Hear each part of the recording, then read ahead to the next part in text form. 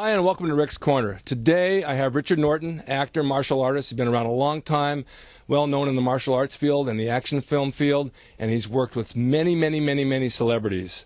And I want to get a few words from him about his past, his present, and his future, and what he's doing with it. Hello, Richard. Hello, Rick. It's great to have you here, buddy. Thank you. Good to be here. You know, we met, dating myself, 20 years ago at Northridge Golds when you were training with Chuck Norris and Bob Wall. And when I saw you again just this past year at Starbucks, you didn't remember me because I had blonde hair and a mustache back then, and I looked like you did in the 70s with the long hair because I saw your pictures. Yeah. My wife still looks at that and goes, "You look like that?" That was funny. It was fashionable then. Come on. Well, of course it was. Yeah. And so is this now. Yeah. That's right. And you worked with a friend of mine in Condemned, Steve Austin. Steve Austin. Oh, you know? Yes. Oh, yeah, from wrestling. Yeah, fantastic. Great guy. In fact, he's coming out here. He said he'd sit and talk to my students about the past. He says, I want to get back to the business, and he's really a good guy. Yeah, he is. I had a lot of fun with Steve. Yeah. He was hardworking, you know, great sense of humor. It was non-stop practical jokes on the Condemned, as you can imagine. Well, that's what makes it fun. Yeah, Vinnie Jones, you know, Yep. was on it, and man, and Sam Greco he's another K1 kickboxing champion, and Right. did some MMA. He was doubling Stone Cold. So between me doubling Vinnie, Sam doubling Stone Cold, and the antics that went on, we just had a ball. We didn't care if nobody else existed on that shoot. That's why it came out so good. Yeah. Well, let's talk about something. When you started in the business, you're from Australia. Mm-hmm. You've done over 70 films and TV. Mm-hmm. I did my homework. And when you started in the business, what did you do originally out of high school? What was your main goal at that point? Well, it certainly wasn't getting into movies. Yeah. Look, I started martial arts when I was 11. Judo was the only thing we had in Australia back then. Mm-hmm. You know, karate was virtually unheard of, and it was probably when I was 14 that I was introduced to Okinawan style of karate called Goju. Mm-hmm. And there was a Hawaiian-Filipino gentleman, Tino Severano, that started it off. Mm-hmm. I had a friend who said, "Oh, you should come along and have a little demonstration." And I had a look at this. It was very basic stuff. And I went, "Oh man, that's what I want to do." You know, and people ask me even now, "Well, why did you do martial arts?" And you hear stories of getting beaten up in your neighborhood and blah blah blah. I never had any of that. I had a great upbringing. Was very physical when I was young, but I honestly believe, looking back, it was what I was meant to do with my life. So I started karate at around 14, and I went straight from high school into the immigration department. I was an interviewer, interviewing people wanting to bring relatives from different countries. Oh, yeah. And I was teaching, I was training, and of course I started teaching martial arts when I was about 17. So I'd do that every night. When I was 20, 21, a friend of mine in Goju, Bob Jones, wanted to start his own style. I was a little reluctant because I was, a bit of a diehard traditionalist. And anyway, and went with Bob, and it was the best thing I could have done. We started a style called Zendokai, and off we went on that. I still had no thoughts of movies. I, through Bob, ended up doing bodyguard work for Linda Ronstadt, James Taylor, David Bowie, Fleetwood Mac, on and went. And I got asked to go to California in 1979 by Linda Ronstadt as her personal bodyguard. Off I went. And, going back a little bit, 1 year earlier, we'd brought Chuck Norris out to Australia, and that's when Chuck and I met. He said, "If you're ever in California, look him up. We'll do some training." And for me, that was like, oh, wow, What a great deal, yeah. Yeah, so the first person I called when I got to California was Chuck, and started training with him. He was in pre-production for The Octagon, one of his earlier movies. I remember.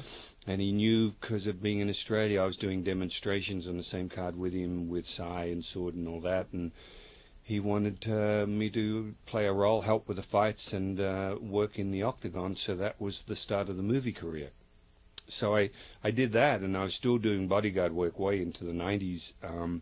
But the more and more movies, I thought, wow, how cool is this? I'm getting to work with other martial artists and do what I love doing. And that's where I feel I've been blessed with my life, because my number one passion has always been martial arts. Everything that's come good out in my life has been a result of just trying to be the best martial artist I could be. Right, I understand that. And you can't beat that. Well, it's the same thing with wrestling, professional wrestling. And through the years, I started in 1965. I was trained by a woman, Johnny Mae Young, who's 87 now and still in the ring.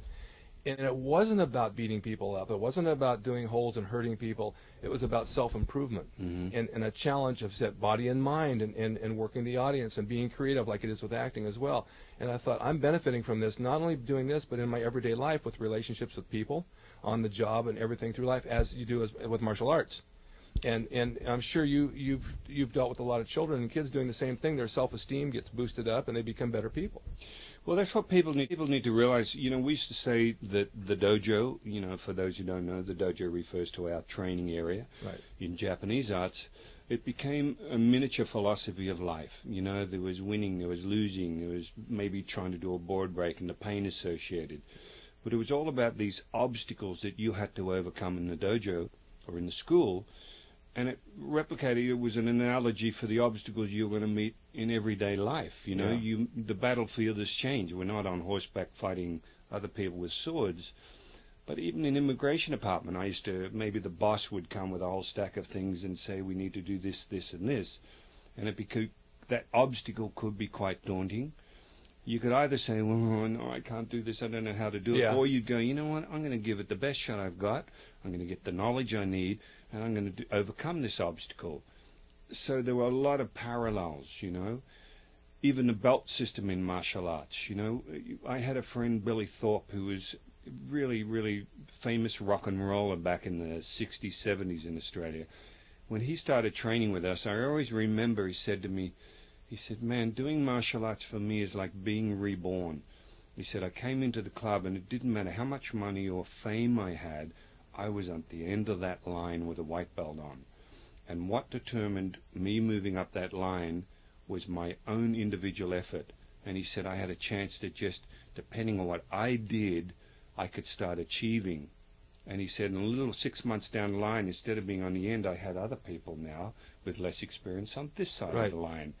The confidence building that produces for kids or anybody, whether you're adults or juniors, is incredible, because that's what you do. You have a little goal, which is your next belt or your next stripe. You achieve it. So, wow, you know, that's pretty cool. But it came from your hard work. Right. Instructors there to guide you, put the things in front of you, or your coach, but it really depended on what you did as to how much you got out of it and how much you progressed up that line. And that's why you're right. I mean, that's the analogy for everyday life. You know, we're not going to have it just given to us. You've got to put some work. You've got to apply yourself. Exactly. And then passing that on to the people behind you that are coming up the ranks. When you mentor somebody and you show them what you've already learned, you become better at what you do and you move to the next level. And they move along behind you. And you're right. They're the life skills. We have a, you know, I've had this on my neck for 30-something years. We called this a Bushido cross. Really, though, what it represented, we used to give it to the black belts in our school. And your job was then to recognize that you were like a big brother to all those younger ones. And when I say younger, not so much in age, but younger in experience. You had to look after them. Your job wasn't to prove how tough you were and everything else. You had to remember where you came from, help them to try and achieve those levels that you'd achieved. Right. And that's what it's all about. And I think you're right. That's where, whether it's wrestling, any sort of good structured sport that demands a certain amount of excellence from the people that do it, it's such a great teaching school. You know, it'll give you skills for life. You know. Well, it's the same thing with bodybuilding, because I got into bodybuilding before I got into wrestling. Actually, I was a guitarist before I got into that, and I thought that was going to be my thing. Good match. Yeah, guitar, you know, no strings attached. But the bodybuilding took such discipline, not only with training but with diet. And today with people and diet, it's the hardest thing they can do. I mean, they just don't know how. And if they do know how, they don't want to commit themselves to it because it takes work. Right. And you've stayed in shape your entire life. I mean, you look phenomenal. No, thank you. What are you, 31? Yeah, we wish. Well, you probably passed for it. My birthday's on next Wednesday. I'll be 60. Wow. On January 6th. I got you beat by 5. It's scary though, isn't it? I mean, Yeah. I was saying to somebody today, you know, I said, man, it's not that long ago. I'd look at a 60-year-old and say, oh man, that is so old. I looked at a 30-year-old and said that in the gym. I said, this guy 30. I said, yeah, you're old. I was like 24.